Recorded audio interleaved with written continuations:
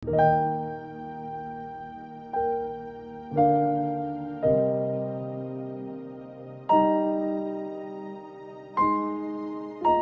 pagi Bapak Ibu, Saudara-saudari kekasih Tuhan. Bersyukur untuk pagi hari ini kita masih bertemu di ruang Zoom ini untuk saat teduh bersama. Kita akan merenungkan firman Tuhan melalui pedoman saat teduh 4B GKI Residen Sudirman. Hari ini Kamis tanggal 16 Maret 2023 dengan judul Bekerja Menerangi Dunia. Bapak, Ibu, dan Saudara, mari kita mempersiapkan hati kita masing-masing. Kita akan mengawali saat teduh kita dengan memuji Tuhan dari lagu Perintah Baru. Mari kita pujikan bersama.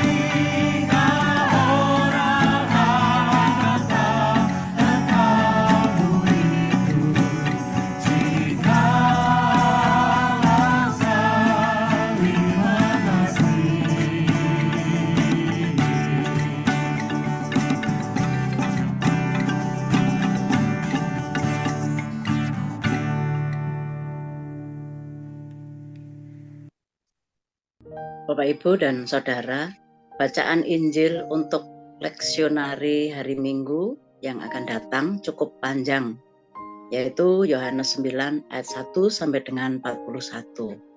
Untuk mempelajarinya lebih detail, kita akan membaginya menjadi 3 bagian.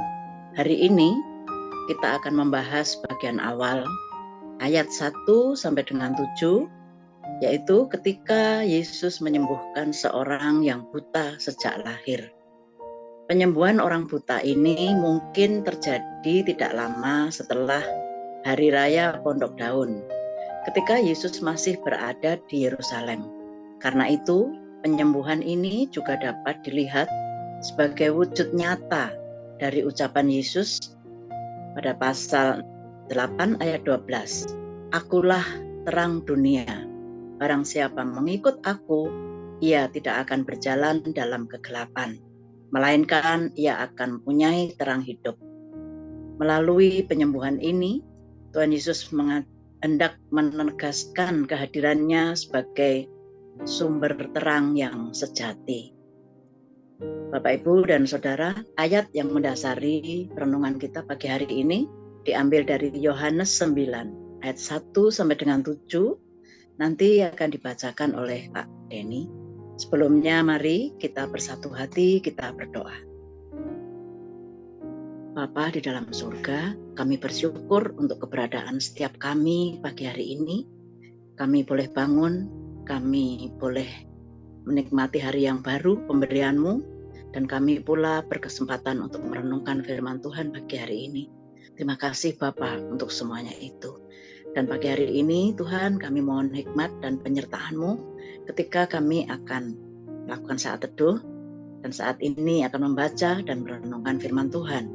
Biarlah setiap kami boleh diberi hikmat untuk mengerti dan memahami, juga boleh dimampukan di dalam menerapkannya di dalam hidup kami hari ke hari. Terima kasih Tuhan, dalam nama Tuhan Yesus kami berdoa.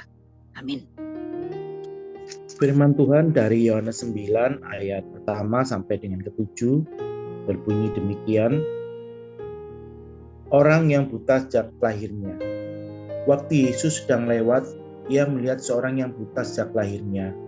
Murid-muridnya bertanya kepadanya, "Rabi, siapakah yang berbuat dosa? Orang ini sendiri atau orang tuanya sehingga ia dilahirkan buta?"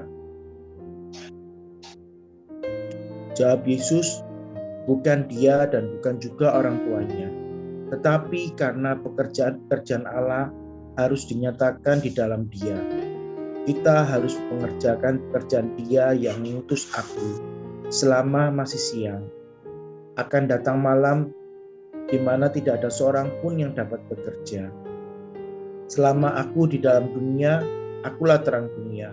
Setelah ia mengatakan semuanya itu, ia meludah ke tanah dan mengaduk ludahnya itu dengan tanah, lalu mengoleskannya pada mata orang buta tadi, dan berkata kepadanya, "Pergilah, basuhlah dirimu dalam kolam Siloam." Siloam artinya yang diutus. Maka pergilah orang itu, yang membasuh dirinya lalu kembali dengan matanya yang sudah melek. Demikian firman Tuhan. Bapak, Ibu, dan Saudara, ayat 1 sampai dengan 3. Ketika melihat seorang yang buta sejak lahirnya, para murid bertanya kepada Yesus, "Rabi, siapakah yang berbuat dosa? Orang ini sendiri atau orang tuanya? Sehingga ia dilahirkan buta?" Pertanyaan tersebut bisa memicu perdebatan yang seru. Namun, Yesus melihat sesuatu yang lebih penting daripada berdebat. Yesus tidak memandang penderitaan orang tersebut sebagai hukuman atas dosa yang dilakukannya atau dosa yang dilakukan orang tuanya, melainkan sebagai kesempatan untuk melakukan pekerjaan-pekerjaan Allah. Ayat 4 sampai dengan 5, Yesus juga mengingatkan bahwa kesempatan bagi mereka untuk melakukan pekerjaan-pekerjaan Allah itu terbatas. Yesus tahu bahwa saat kematiannya di kayu salib sudah semakin dekat. Namun, selama masih ada di dunia, ia akan tetap melakukan pekerjaan Allah yang mengutusnya untuk menerangi orang-orang di sekitarnya. Pada ayat yang kelima. Namun, Yesus tidak ingin melakukan hal itu seorang diri. Penggunaan kata "kita" pada ayat 4 menunjukkan bahwa ia juga melibatkan murid-muridnya. Karena itu, Yesus mengajak para murid untuk lebih fokus melakukan pekerjaan-pekerjaan Allah. Yesus mengajak para murid melihat orang yang menderita dengan hati yang berbelas kasihan, bukan memperdebatkan dosanya. Ayat 6 sampai dengan 7, Yesus menyembuhkan orang buta ini dalam 2 tahap. Yang pertama, Yesus mengoleskan tanah yang bercampur ludahnya ke mata orang buta tersebut. Kemudian yang kedua, Yesus memerintahkan orang buta ini untuk membasuh dirinya di kolam Siloam. Di tahap kedua ini,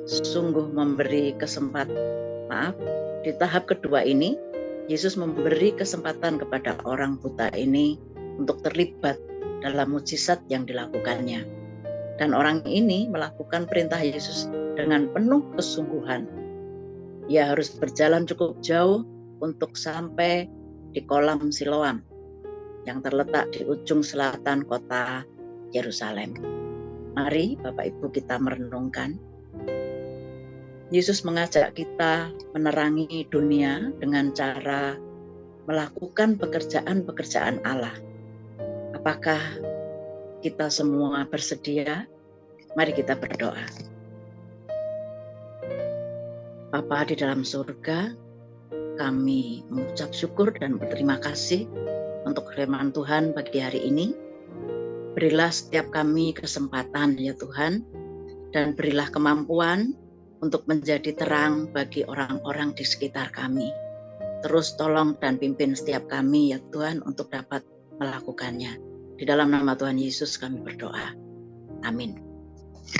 Bapak, Ibu, dan Saudara, kita akan membantu seseorang yang membutuhkan pertolongan yang kita temui hari ini.